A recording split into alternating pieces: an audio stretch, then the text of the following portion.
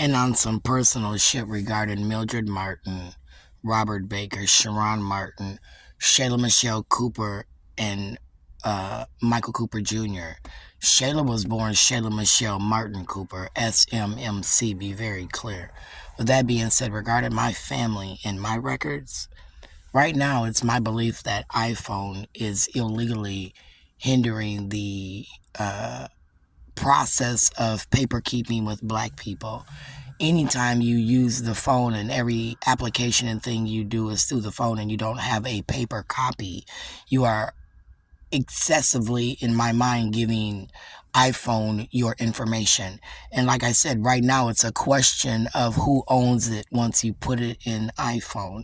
Does iPhone own the information because you put it in there if you have a copy, or do you own your copy of your hard copy that you put into iPhone? Under the Steve Jobs Act, iCloud, they own information, and I was challenging Steve Jobs. If I had a 3-bedroom house where I was sitting at home comfortably, I'm not quite sure what I'd be doing. I could be maxing and relaxing with all my money, spending it on my home, making it look real good, fixing my car up the way I wanted to, or I could be suing the state of Minnesota for allowing these illegal contracts that I consider to be discriminatory, that are targeted for black people, specific to areas that are clustered with them, that you can take advantage of them, where again a piece of equipment, like the phone, could be an issue.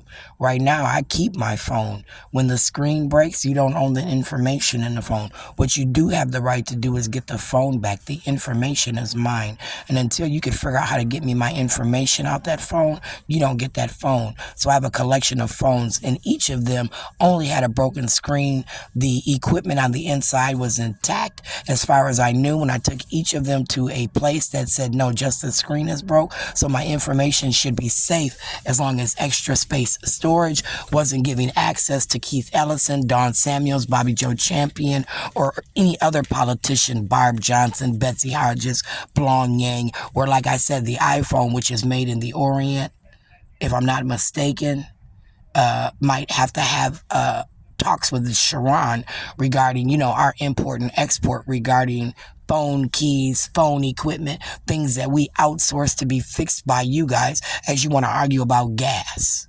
Everything is always about gas, which, by the way, since the Democrats have been back in office, gas has went up. Since the Democrats have been back in office, they're back to triple billing. Since the Democrats have been back in office, I just think things might be fucked up. But I don't know, Jeremiah, the Messiah, you're going to show us a new side?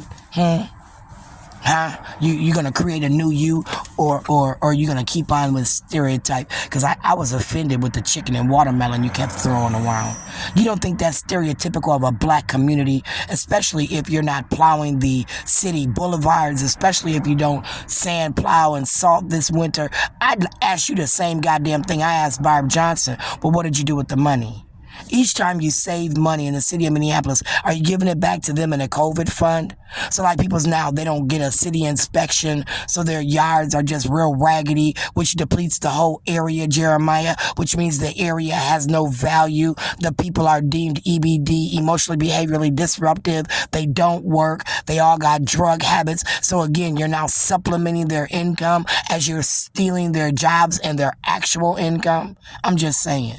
I'm asking Jeremiah, Mayor Frey, Tim Waltz for the city of Minneapolis. They just had a new city council election, and I thought we had a 2040 plan. What's the 2040 outcome as far as the black community is concerned, where people like Sharon Martin was evicted, told to go live in God knows where, and beg for a seat back in the city and state of Minnesota, similar to what they did to the projects, right? Sumter Olson. And then now they're all under Heritage Park, where they were predominantly Somalian, Keith.